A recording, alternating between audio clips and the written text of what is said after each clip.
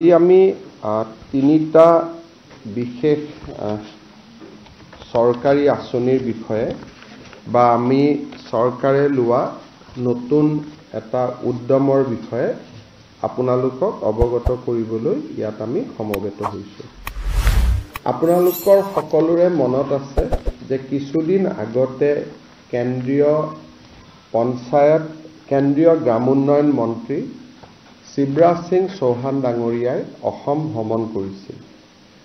আৰু সেই সময়ত তেখেতে প্ৰতিশ্ৰুতি দিছিল যে এই বিত্তীয় বৰ্ষত প্ৰায় 3.5 লাখ নতুন আৱাস তেখেতে মঞ্জুৰ কৰিব আৰু অহা বছৰো সম পৰিমাণৰ ঘৰ বা প্ৰধানমন্ত্ৰী আৱাস যোজনাৰ ঘৰ দুখীয়া লোকসকলৰ বাবে অনুমোদন কৰিব। অসমত আমাৰ যিখন আমি ৱেট লিষ্ট বুলি কওঁ, অৰ্থাৎ আগতে নিৰ্বাচিত হৈ থকা ব্যক্তিৰ যিখন অপেক্ষাৰত তালিকা, সেই অপেক্ষাৰত তালিকাখন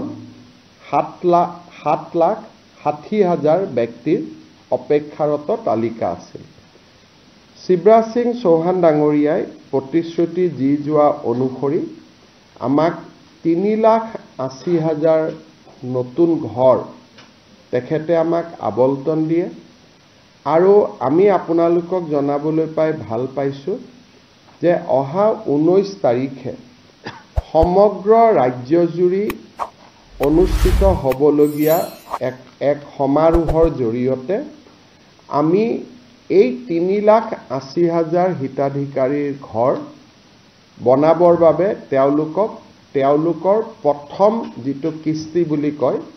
তাক আমি হিতাধিকাৰীসকলৰ বেংক একাউণ্টলৈকে ট্ৰান্সফাৰ কৰিম। ইয়াত কেন্দ্ৰীয় সভাখন পলাশবাৰী সমষ্টিত হ'ব। অৱশ্যে ৰাভা হাছং পৰিষদৰ নিৰ্বাচনৰ অধীনত থকা অঞ্চলটোৰ হিতাধিকাৰী সভালৈ নাহে। বাকী পলাশবাৰী, হাজো, শুৱালকুছি, ছয়গাঁও, বকুৰ, ৰাভা হাছঙৰ নিৰ্বাচন নথকা অঞ্চলবিলাকৰ হিতাধিকাৰীৰে পঞ্চায়ত মন্ত্ৰী ৰঞ্জিত দাস ডাঙৰীয়া আৰু মোৰ উপস্থিতিত পঞ্চায়ত আৰু গ্ৰাম উন্নয়ন বিভাগে প্ৰথম কিস্তিৰ ধন 3,80,000 হিতাধিকাৰীলৈকে বিতৰণ কৰিব। আমি নিশ্চিত যে এই 3,80,000 হিতাধিকাৰীক ধন বিতৰণ কৰাৰ লগে লগে এপ্ৰিল-মে মাহত আমি আৰু 3,80,000 হিতাধিকাৰীৰ বাবে ভাৰত চৰকাৰৰ পৰা অনুমোদন লাভ কৰিম আৰু অসমত 7,60,000 আৰু সৰ্বমুঠ প্ৰধানমন্ত্ৰী আৱাস যোজনাৰ অধীনত প্ৰায় 30 লাখ পৰিয়ালে প্ৰধানমন্ত্ৰী আৱাস যোজনাৰ ঘৰ পাবলৈ সক্ষম হ'ব। ইতিমধ্যে প্ৰায় 22 লাখ পৰিয়ালে ঘৰ পাইছে বা ঘৰ নিৰ্মাণৰ কাম চলি আছে। এতিয়া ইয়াত এটা নতুন প্ৰশ্ন সদায় থাকে যে বহুত দুখীয়া মানুহে কয় যে আমি ঘৰ পাবলৈ এতিয়াও বাকী আছো। অসমত 62 লাখ পৰিয়াল আছে। 62 লাখ পৰিয়ালৰ 30 লাখ পৰিয়ালে প্ৰধানমন্ত্ৰী আৱাস যোজনাৰ ঘৰ পোৱাৰ পিছত আমি ভাবো যে এতিয়াও 4-5 লাখ দৰিদ্ৰ লোকে ঘৰ পোৱাৰ প্ৰয়োজনীয়তা আছে। এই ঘৰ পাবৰ কাৰণে আমি প্ৰথম প্ৰক্ৰিয়াটো হ'ল যে মানুহজনৰ ঘৰটো যে কেঁচা ঘৰ তাক প্ৰমাণ কৰিবৰ কাৰণে এটা জিঅ' টেগিং কৰিব লাগে আৰু জিঅ' টেগিং কৰাৰ পিছত যেতিয়া ই ভাৰত চৰকাৰৰ ওচৰলৈকে যায়, ভাৰত চৰকাৰে বিভিন্ন টেকনলজিৰ আধাৰত তাক নিশ্চিত কৰে যে এই মানুহজনৰ ঘৰটো কেঁচা ঘৰ হয় নে নহয় আৰু কেঁচা ঘৰ হ'লে তেখেতক এখন তালিকাত অন্তৰ্ভুক্ত কৰে আৰু পৰ্যায়ক্ৰমে এই ঘৰ তেওঁলোকক আগবঢ়াই গৈ থাকে। অহা বছৰ এপ্ৰিল-মে মাহত আমি 3,80,000 ঘৰ পোৱাৰ লগে লগে আমি 2018-19 চনত যিখন তালিকা বনাইছিলোঁ সেইখন এডজাষ্টেড হৈ যাব। তাত আৰু এজনো ৱেট লিষ্টত মানুহ নাথাকিব তথাপিতো বহুত লোকে ঘৰ নোপোৱাকৈ থাকি যাব সেইবাবে আমি ভাৰত চৰকাৰৰ পৰা এটা অনুমতি ললো যে আমাক আকৌ এবাৰ জিঅ' টেগিং কৰাৰ কাৰণে অনুমতি দিয়ক কিবা কাৰণত যদি কোনোবা বাদ পৰি গৈছে তেতিয়াহ'লে আমি তেওঁলোকক শেষবাৰৰ কাৰণে এটা জিঅ' টেগিং কৰিব পাৰিম কিন্তু জিঅ' টেগিং কৰিলে সাধাৰণতে গাঁৱৰ মানুহে আমাক আপত্তি কৰে যে পঞ্চায়ত আৰু গ্ৰামোন্নয়ন বিভাগৰ কৰ্মচাৰীসকলে 25-30 হাজাৰ টকা দাবী কৰে আৰু তেওঁলোকক যদি টকা দিয়া নহয় তেওঁলোকে দৰিদ্ৰ দুখীয়া মানুহৰ ঘৰ জিঅ' টেগিং নকৰে অভিযোগ কিমান সঁচা কিমান মিছা তাক আমি অনুসন্ধান কৰিব খোজা নাই কাৰণ বহু অভিযোগ সঁচা হলেও তাৰ প্ৰমাণ নাথাকে প্ৰমাণ নাথাকিলে চৰকাৰে ব্যৱস্থা ল'ব নোৱাৰে সেইকাৰণে আমাৰ সদায় লক্ষ্য আছে যে ইমপ্ৰুভমেন্ট অফ দা সিস্টেম ব্যৱস্থাৰ পৰিৱৰ্তন হ'ব লাগে যাতে ব্যৱস্থাৰ পৰিৱৰ্তনত দুৰ্নীতি বা দৰিদ্ৰ মানুহক প্ৰবঞ্চনা কৰাৰ যিখিনি ক্ষমতা সি যাতে একেবাৰে সীমিত হৈ পৰে যে কৰিব খুজিলেও কৰিব নোৱাৰে সেইবাবে এইবাৰ আমি জিঅ' টেগিঙৰ এটা নতুন ব্যৱস্থা আৰম্ভ কৰিছোঁ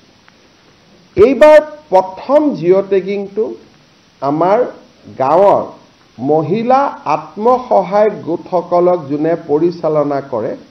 জীৱিকা সখী বাইদেউসকলৰ দ্বাৰা আমি প্ৰথম জিঅ' টেগিংটো কৰাম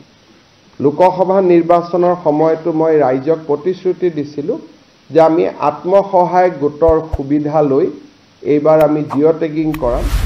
সেইকাৰণে আমি এইবাৰ নিয়ম কৰিছোঁ যে গাঁৱৰ জিঅ' টেগিং প্ৰথম ডিপাৰ্টমেণ্টৰ কৰ্মচাৰীয়ে নকৰে আমাৰ জীৱিকা সখী বাইদেউসকলে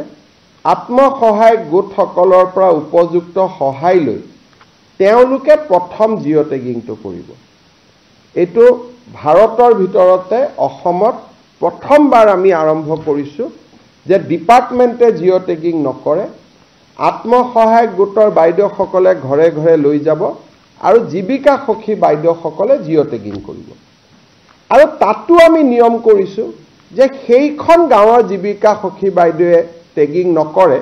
ওচৰৰ গাঁওখনৰ পৰা আহিহে তেওঁ টেগিং কৰিব দ্বিতীয়তে ইমানখিনি কৰাৰ পিছতো বহুতে ক'ব পাৰিব যে নহয় মোৰ তথাপিতো জিঅ' টেগিং নহ'ল এইবাৰ আমি আৰু এটা ব্যৱস্থা কৰিছোঁ সেলফ জিঅ' টেগিং অৰ্থাৎ মোৰ ঘৰটো মই নিজে জিঅ' টেগ কৰি দিব পাৰোঁ মোৰ ঘৰটো কেঁচা ঘৰটোৰ মই ফটোখন লৈ মই নাম এড্ৰেছ লৈ জিঅ' টেগিং কৰি দিব পাৰোঁ তাৰমানে আমি দুটা নতুন কাম কৰিলোঁ এটা হ'ল সেলফ জিঅ' টেগিং অৰ্থাৎ নিজেই নিজৰ ঘৰটোক জিঅ' টেগ কৰি দিব পাৰিব আৰু আত্মসহায়ক গোটৰ বাইদেউসকলৰ সহযোগত জীৱিকা সখী বাইদেউসকলে জিঅ' টেগিং কৰি দিব আৰু কোনোবাই যদি এই ক্ষেত্ৰত টেকনলজি নাজানিব জিঅ' টেগিং কৰিব নাজানে গাঁৱৰ কোনোবা মানুহে যদি দুখীয়া পৰিয়ালটোক সহায়ো কৰি দিয়ে জিঅ' টেগিং কৰিবৰ কাৰণে আত্মীয়ও জিঅ' টেগিং কৰি দিয়ে মই বিধৱা মানুহ মই নিজে নোৱাৰোঁ কিন্তু ডেকা ল'ৰা এটা গাঁৱৰ মাতি আনি মই ক'লো যে মোৰ ঘৰটো জিঅ' টেগিং কৰি দিয়ক তেওঁ তাতো জিঅ' টেগিং কৰিব পাৰিব অসমত প্ৰথমবাৰৰ বাবে আমি এই ধৰণৰ ব্যৱস্থা হাতত লৈছোঁ যেতিয়া সকলো জিঅ' টেগিং হৈ যাব শেষত মাত্ৰ পঞ্চায়ত ডিপাৰ্টমেণ্টৰ মানুহখিনিয়ে গৈ এটা চেকিং কৰিব যে এওঁলোকে জিঅ' টেগিং কৰবাত পকা ঘৰ এটাও জিঅ' টেগিং কৰি দিয়া নাইতো অৰ্থাৎ ফাইনেল চেকিংটোহে পঞ্চায়ত ডিপাৰ্টমেণ্টৰ মানুহে কৰিব জিঅ' টেগিংটো বাইদেউসকলে কৰিব জীৱিকা সখীসকলে কৰিব বা নিজে কৰিব কিন্তু ফাইনেল চেকিংটো আমাৰ পঞ্চায়ত গ্ৰামোন্নয়ন বিভাগৰ কৰ্মচাৰীয়ে কৰিব কিন্তু তাৰ পিছতো যোনে জিঅ' টেগিং নকৰক কিয় আমি আৰু এখন গাঁও সভা কৰিম গাঁও সভাই অনুমোদন জনাব গাঁও সভাই অনুমোদন জনোৱাৰ পিছত ব্লক পৰ্যায়ত এখন কমিটি থাকিব তেওঁলোকে অনুমোদন জনাব আৰু জিলা পৰ্যায়ত অভিভাৱক মন্ত্ৰী সহিতে এখন কমিটি থাকিব তাতে অনুমোদন জনোৱাৰ পিছতহে ফাইনেলি আমি ভাৰত চৰকাৰক জনাই দিম যে ইমান আমাৰ জিঅ' টেগিং হ'ল পৰৱৰ্তী সিদ্ধান্ত ভাৰত চৰকাৰে ল'ব আৰু এই গোটেই ব্যৱস্থাটোৰ জৰিয়তে মই বিশ্বাস কৰোঁ যে এইবাৰ অসমৰ সকলো দুখীয়া মানুহে প্ৰধানমন্ত্ৰী আৱাস যোজনাৰ ঘৰৰ পৰিস্থিতি বা যিটো আবেদন ইয়াক বেসিক্যালি আবেদন বুলি কয় সকলোৱে আবেদন কৰিব পাৰিব যেটো সেলফ জিঅ টেগিং আছে কাকো টকা পইচা দিয়াৰো কথা নাই এই যে সেলফ জিঅ টেগিংৰ ব্যৱস্থাটো যাতে ৰাইজে গম পায় জনপ্ৰিয় হয় তাৰ কাৰণে মই আজি এই বিশেষ ব্যৱস্থাটো জনাবৰ বাবে আপোনালোকক এখন সাংবাদিক মেলৰ জৰিয়তে আহ্বান কৰিছিলো মোৰ ইয়াৰ পিছত আৰু দুটা টপিক আছে কিন্তু মই আমাৰ পঞ্চায়ত গ্ৰামোন্নয়ন বিভাগৰ প্ৰধান সচিব জন এক্কা ডাঙৰীয়াক অনুৰোধ কৰিম যে অকনমান এই অন্বেষা মানে যেটো আমি আৱাস পোৰ্টেল কৰিছো এই আৱাস প্লাস আৰু আৱাস পোৰ্টেলটো কি এই বিষয়ে তেখেতে আপোনালোকক জনাব মই গাঁৱৰ ডেকা লৰা সকলকো আহ্বান জনাম যে আপোনালোকেও দুখীয়া দৰিদ্ৰ মানুহক যেটো self loaded portal self load কৰিব পাৰি আপোনালোকে সহায় কৰি দিয়ক সকলোৱে যাতে এটা সুবিধা পাব পাৰে আৰু আমি চিন্তা এই কাৰণে কৰা নাই 30 লাখ মানুহৰ নামটো নিজে নিজে মাইনাসে হৈ যাব তেওঁলোকে আগত ঘৰ পালে গতিকে এই গোটেই ব্যৱস্থাটোৰ ফলত হয়তো 5 লাখৰ জায়গাত 7 লাখ জিঅ টেগিং হ'ব হেতুত আমি একো চিন্তা কৰা নাই প্ৰধানমন্ত্ৰী ডাঙৰীয়াক অনুৰোধ কৰি যিকেটা ঘৰ লাগে আমি আনিম মই আপোনালোকে